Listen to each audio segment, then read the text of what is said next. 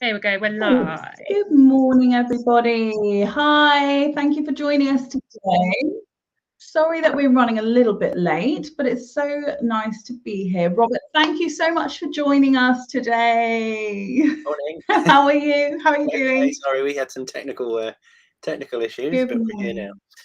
now. No worries at all. Thank you for giving us your morning. It's so exciting to be talking to you. So we're going to dive straight in and go straight for the questions. So Okay. just wondering, for you, because you do both illustrating and writing, what came first? What was the chicken and what was the egg? Ooh, it is very much chicken and egg, I'm afraid. In terms of working professionally now, I started illustrating and writing at the same time. So I think for me, when I come up with a story, it's very much pictures and words together, and it's about finding a balance between what I can say with the words and what I can say with the pictures. So yeah, it was kind of both at the same time. So I came into it in that way. Incredible. I have to say, I am a sucker for a book with a good illustration, and yours are so playful and gorgeous and lovely. So yeah, I you're very, very, very talented, and Fergal is my favourite. Oh, Beth, do you want to take the next question? Well, I would take the next question. So, what inspired you to pursue the career path of being an author, illustrator, book lover? Yeah. Okay. I guess there's two answers to this. One of them is when I'm sort of 5 or 6, and then the other one is when I'm quite a lot older than 5 or 6, about 6 years ago. And the first one, I'd have to give a big nod to my teachers. When I was very little, when I was at school, we used to read with these little reading schemes, as you do, all different colour bands and stuff. And then my teacher used to give me blank books. The scheme had blank books, and she'd encourage me to write my own little stories. And she let me read them, which is probably horrendous for all the other kids in the class. But there we go. Here we goes again. She encouraged me to write some little stories, and I thought, oh, that'd be so cool if you could do that. So I've still got some of my old stories. They're all basically my version of 80s films that I'd seen. But you start somewhere. So I thought it'd be really cool then. And then life happened, and decades passed, and I became a teacher, and I taught for many years. And then it was always niggling away because I was using books every day, and I thought I'd quite like to do this. And eventually, I met my wife, who's an illustrator as well, and that encouraged me to make the final push to try and get some pictures in front of people that could actually make it happen for me. So yeah, so two answers. Amazing. That's such a from such a young age that you just say that you loved that illustrating and making your book. That's amazing. I love drawing. I didn't know it was a career at that point, really. I just thought I'd always draw because I love it, and I didn't know whether I could actually do it as my job. But turns out you can. I'm just admiring your background of all your little figures. Oh yeah, I love them. That's amazing. So I've had some things out. Fergal's got a lamp in front of his head, but yeah. Oh, Absolutely amazing. I love it. So I've got my own little hiding hole here. I can do my zooms from and just hide away and draw things. So amazing. I mean, that's amazing, and I just love that you've got your childhood book as well. That must be such a nice thing to be able to reflect back on and just see where you've come from to now. That's amazing. Yeah. I like hanging on to these things because it felt really special at the time, and I don't remember that much from. I guess it was year 2 or something, or year 3, but I don't remember very much about the lessons. But I do remember being able to stand up with the teacher by my side and getting to tell a story, and that stayed with me. So yeah, I thought I'd hang on to it. Amazing past. It's important. Yeah. Christy said that your teacher sounds amazing. She could see talent and actively encouraged it. Absolutely. We need more teachers doing that because it's just look what happens when people. Well, I think that's talented people get nurtured. that's one of the things. I mean, teachers are doing it all the time, but they don't see the results always. So they send off their kids into the world, and yeah, you may never see them again, but you trust that maybe you made a little difference. And just occasionally we get a message back. I've had a couple of messages back, and you realise that they remember a little moment or a teaching thing, and it has stayed with them. So yeah, it'd be lovely to tell them, you know, that it made a difference what they did back then.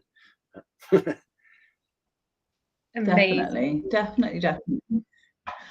Okay, so growing up, we always like to be a bit nosy and ask this question. What was your favourite childhood book? Right. Well, I mean, there's one book in particular which stays in the shed with me, which made the biggest difference, and it's over here. Hang on. Yeah. Well, actually, there's several.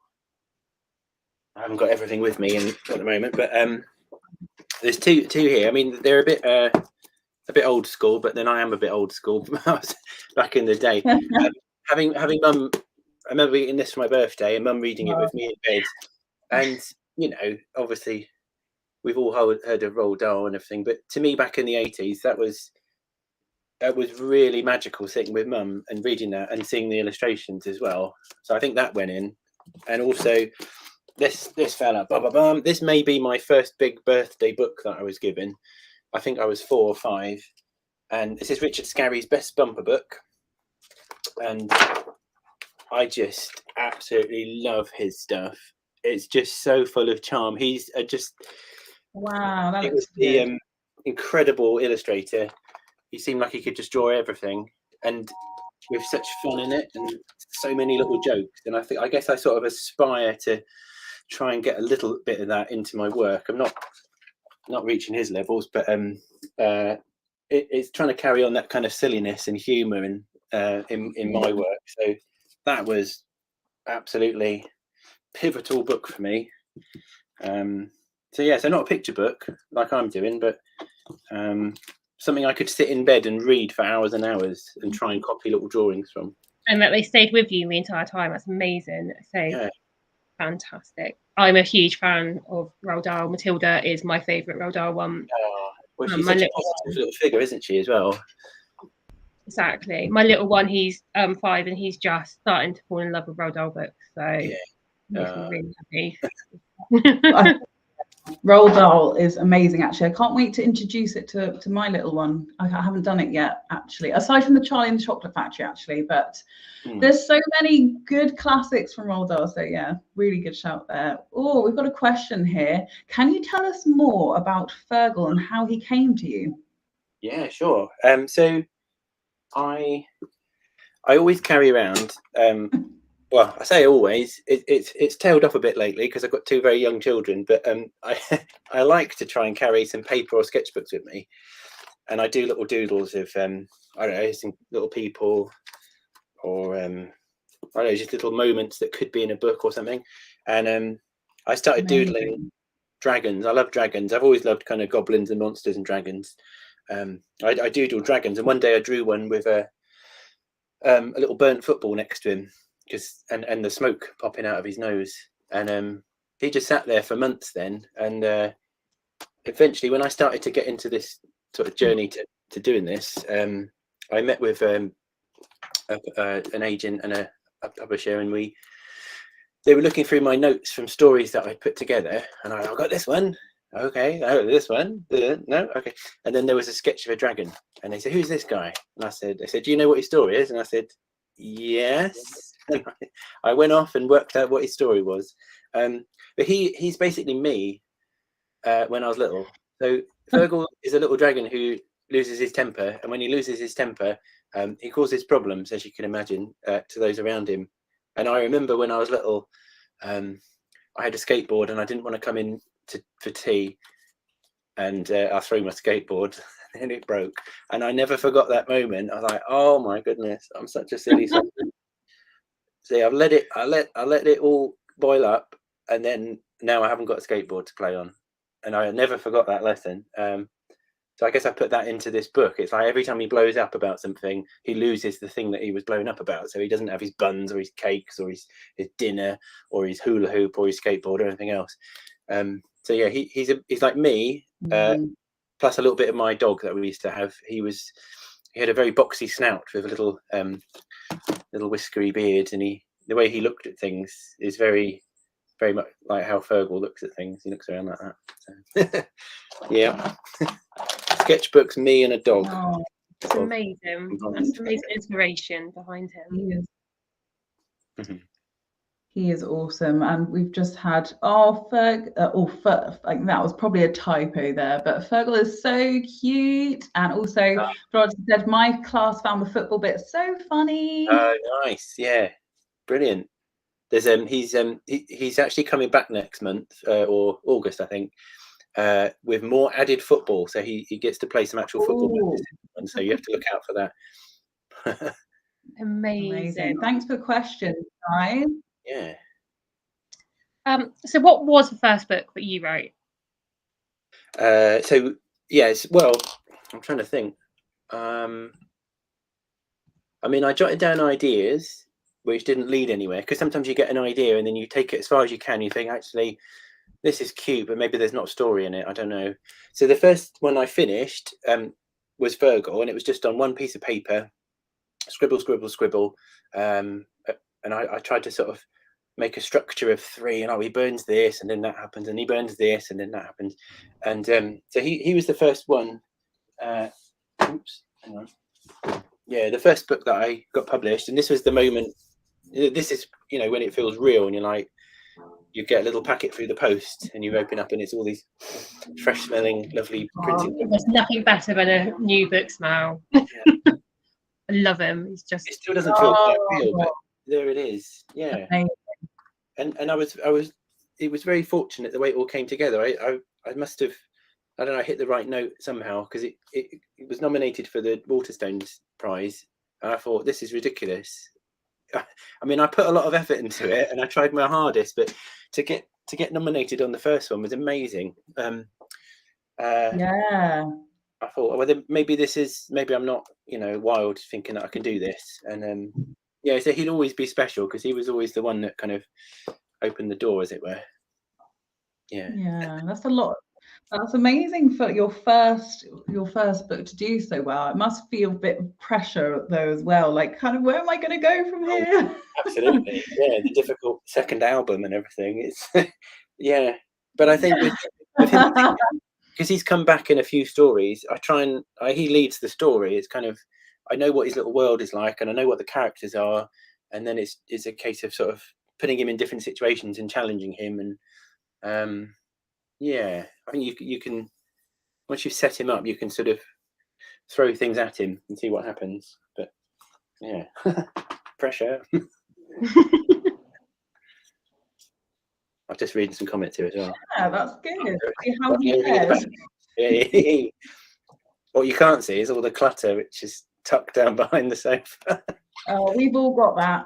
I love it. I just love looking at your background. It's lovely. Some intriguing things. Definitely. So now that you've got quite a few books behind you, do you have like a favorite, or is there any one that's special, close to your heart, or do you love them all the same? Like what do you feel of your own books? I mean, they all bring different things. There's a couple here I can just talk about for different reasons. Oh no. See, this is I've picked up 4 now. That's dreadful, isn't it? There you go. For different reasons. So, for example, this is Fergal, the Big Sister. This one's special because as I was colouring it, we were just expecting our first child, and it's a book about parenting. Although I hadn't experienced it at that point. But by the time it came out, and we'd had her, and I'd experienced having a little baby. This one feels really special because I guess this is dedicated to Elsie, my daughter, and I guess I'm thinking of her when I'm drawing little baby dragons and all, you know, the bedtime routine and all of that. And because this one's just about that relationship between the parents and the children, and how it changes when this new baby comes along. So I don't know, this one's got a lot of emotions tied up in it for me because of when I did it and what we were going through at the time. And then I guess I'll show you this one as well. So doing this is this was a real moment for me. So I left teaching, and I got invited to do this book, which is just crazy because this is one of Michael Rosen's poems, and I've always been a big fan of him. And then I sort of read the email about 3 times. I thought, sorry, what? Hello, are you sure? So I got to illustrate one of his poems, and Walkers were great at allowing me to sort of veer off a little bit. So we did a very graphic look for this book, and I got to strip it right back to just very simple colors and gestures, and it was really fun for me as an illustrator to try something a bit different. So that's another special one. So yeah, there's 2 for you tonight. Amazing. They're beautiful. You're saying beautiful reasons for them. They say when you have your first little one, and it's just your whole life changes, and yeah, the bedtime routine, getting them ready for bath time and everything else like that. Yeah, magical story, and to be asked to do that for Michael Rosen, that's amazing. What a surreal, very experience. Yeah. So Florence is asking if you were teaching, but you said you've answered her question in your chat, which is amazing. I mean, initially I was doing both. I was trying to do it in the holidays just because I knew that if I was ever going to leap across to that horse, I had to get both horses running. Yeah. If these are horses, yeah, but it's not sustainable. It's difficult in the long term. Yeah, definitely. So what have you learned from creating your books? What have I learned? I guess particularly with picture books, you can't do everything. Maybe you've got to sort of hone in on something and do it really well, because there's so many books and so many possible stories and so many ways of telling it. It's all about not trying to be everybody else, maybe, but just trying to hone in on what resonates most for you. And also I've tried to learn what my books are about, like what's my thing, what's my look, what am I trying to put out there. So I guess I've been learning what that is. Where do I fit in amongst all those other thousands of stories and different things? And you know, I can't do them all. I can't be like all those other books, but yeah, trying to find my particular thing. Yeah. Amazing. Sorry, my internet's been playing up typically. I'm so sorry about that. What have I missed? So we've just been talking about learning. What you learned from creating your books. So 8 next. Yeah. Fab. Yeah, we've got another question here about you and teaching. Do you still teach? We have a question here. About that. Yeah. Oh, you've already done that as well. Sorry, so sorry. Yeah, no, I mean, I do visits and sessions that way, because I loved teaching, but it was all a bit much by the end. But I love going into a class or a school and doing a one-off thing. That's I love that. So, you know, a little bit of teaching. Yeah. Yeah, I think that's the best way to do it. My mum's a teacher, and she kind of has the same. I think there's a lot of change over the years with how schools work now, so it can be quite a stressful environment, I think, but it's all for the kids, so I bet that's the best bit. Yeah. Engaging with them. Yes. Okay, so have you got any new ventures coming up that you'd like to share with us? I mean, I have some projects on the go, which I can't say anything about. Can't. Oh yeah. no! I've got well, Fergal is obviously back. He's coming back in August, and he's going to be back with football chums, and he's going to tell a big fib, which is going to cause some trouble, and we're going to sort of see how he deals with that. I'm currently colouring in some jungle animals at the moment for something that will be out next year, and I've got something else in the pipeline which has some tails, something with tails. And Oh, You keep a big eye out when you have your next ones released. yeah, that's it. Yeah. But it's really weird when you're illustrating, because you've got to keep it all you've got to keep it all under wraps, and then you do it, and then like a year goes past, and then suddenly it comes out. And you think, oh, okay, I remember doing that. Yeah. So, how can we as parents encourage our children to read more, given how important it is? Yeah, it's tricky, and I wouldn't want to nag parents about this. But when I was teaching, I always felt that the reading was probably one of the things that made the most difference. Like a parents' evening, I'd always try and just say about, you know, how important reading is, because, you know, I try and write my stories and I draw, but everything that's come out of my head has gone into my head at some point. So I think a lot of people, I don't know, a lot of kids, when I was working with them, they're looking for inspiration, but it doesn't come like a lightning bolt.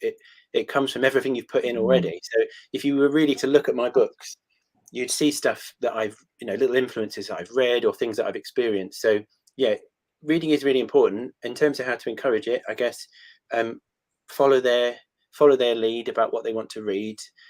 Don't worry too much about the age brackets, like, because, you know, sometimes people go, what age is your book for? It's like, well, it's for whatever age, you know, the child or even adult wants to read it at, and they shouldn't feel ever restricted by those brackets. They're a help, but it's for everybody. And I guess also modeling it. So share, if you can, and it's not always easy, but if you can, sit with them, take them to the library, share a story, get excited about it with them. It really does make a difference. It doesn't tick a box on a form, you know, but it all goes in, and, you know, it can't be tested as such, but you're filling their heads with all that stuff. So I'm going on. But no, definitely, just read, just try and just read whatever. No, definitely. Amazing comment, thank you. Yeah, that really resonated with me in terms of, like you said, not like kind of adhering to age brackets and things. Like, my eldest son isn't like, he's always said he didn't really like reading. He actually does really enjoy reading. He likes reading to his younger siblings because those books are what engages him. Like, I mean, obviously if I read him something that's his age, it's fine, but like, I never wanted him to be put off by reading because he felt like it was a struggle to get through that kind of content. Now he loves to read to his younger siblings and share that moment. So I think just reading in any way is important, and it's really beneficial. So I think as a parent, it's easy to beat yourself up and be like, oh, they should be reading something more advanced or this, that and the other. Actually, no, he's happy to read whatever level suits him. And especially being with you and reading with you is such a really nice bonding experience. And, you know, we have books that we just get out and again, and it's sort of every time you read it, you're building back on the last time you read it, especially at bedtime. It's like, this is a really safe little place, and we know this story. And I'll do another quick plug as well, because when I was little, I started reading comics. But here's an ancient comic from the 80s. Look at that. So I started reading comics, and I read the pictures, and I guess that's partly how I got started. Was I just loved all these funny Yeah. So, you know, it doesn't have to be a book. It certainly doesn't have to be a sort of graded band grey or whatever. You know, they help in a certain way, but, you know, if they read a comic, that helps as well. And all the pictures can lead you along. But maybe something a bit harder today. You could get like a phoenix or something, I don't know, instead of an ancient one. There we go. I was just reading the comics there. Yeah. Yeah, no, sorry. We've had a lot of sorry. Brackets. I mean, they help when you're teaching. They help to sort of, you know, keep a track on the levels. But if that's all they're getting, that's a bit sad, I guess. And yeah, definitely. And there's picture books that are they're so sophisticated these days and stylish and fun. They don't have to kind of be, you know, really young ones. There's stuff coming out which is just beautiful works of art. I mean, this one's translated from a French book, but I mean, it's just beautiful. That's amazing. Really inviting. Yeah. Yeah, great question from Charlotte Provins on the chat. If you can ask that one, there we go. My 8-year-old is always writing little stories. Any words of wisdom for him in following his passion? Well, that's great. If they're writing little stories of their own is the first thing. I reckon the main thing is just don't stop. Please don't stop. I mean, if it interests you, just keep going. Don't be precious about, if you start a story and then you struggle to finish it, don't worry. Just, I don't know, leave it for a bit. It's a bit like my drawings. I'd write everything down, and I find that if I get an idea out of my head, it clears space for another one to come in.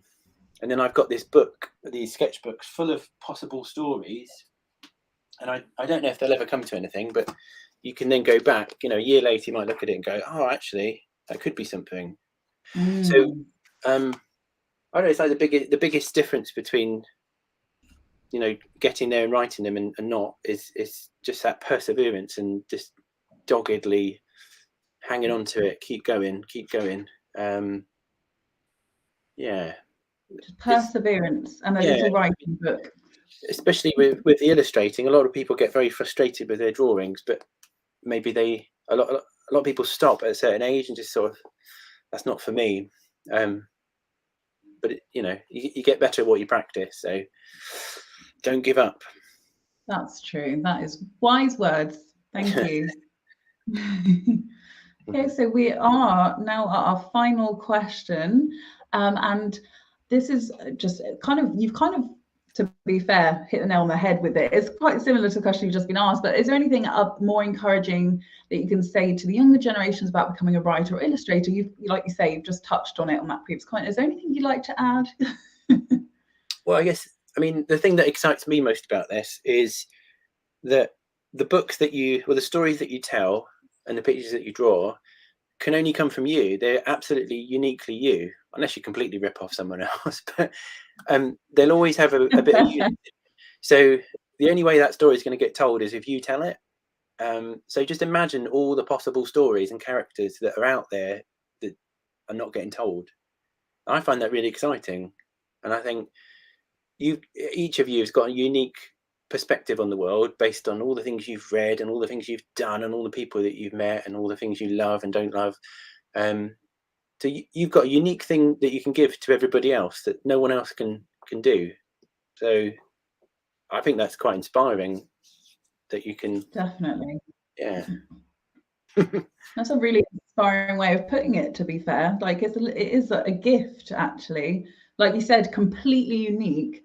And you're the only one who can share it. That's amazing. When you think of it in that way. So yeah, all the inspiration and all the feels, and yes, hopefully we'll get some more new little writers coming up out of it. No, that's amazing. Thank you, thank you for joining us.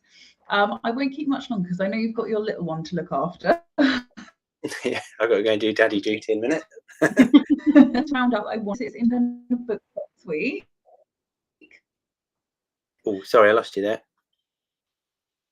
Ian, you've Independent Bookshop Week. Do you have a giveaway running? We've got books. So if you head to our Instagram or our Facebook, you can enter both. You can enter on both of our social media. Sorry. Oh. Hello. Can you hear me? It got a bit scrambled there. So we have got a fantastic giveaway over on our Facebook page and over on Instagram to win some of your books.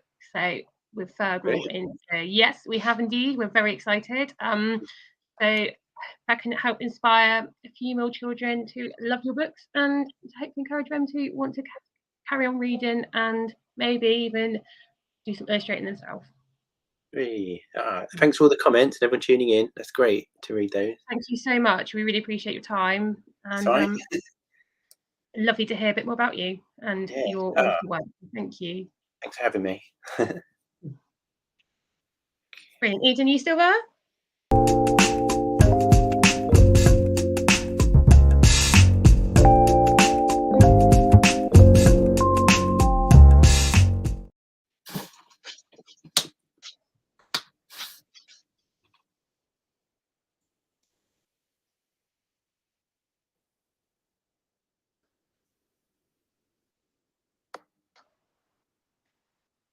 we start? Okay, I hope we did it. I'm going to say thank you so much, guys, for watching. Just going to press the leave button now, but thank you very much for joining, and thank you so much, Robert, for joining us. Thank you.